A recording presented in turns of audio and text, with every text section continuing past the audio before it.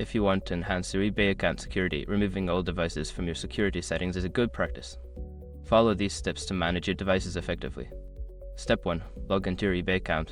Visit the eBay website and enter your login credentials to access your account. Step 2. Go to Account Settings.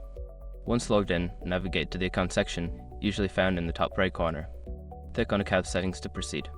Step 3. Access Security Settings. In the Account Settings menu, look for the Security tab.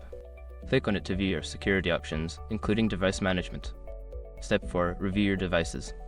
Within the security settings, find the section that lists all devices associated with your account. Take a moment to review the list and identify any old or unrecognized devices. Step 5. Remove old devices. Select the old devices you wish to remove and follow the prompts to delete them from your account. Confirm the removal when prompted to ensure they are no longer linked to your eBay account. By following these steps, you can keep your eBay account secure and ensure that only your current devices have access. Regularly checking your security settings is a good habit to maintain account safety.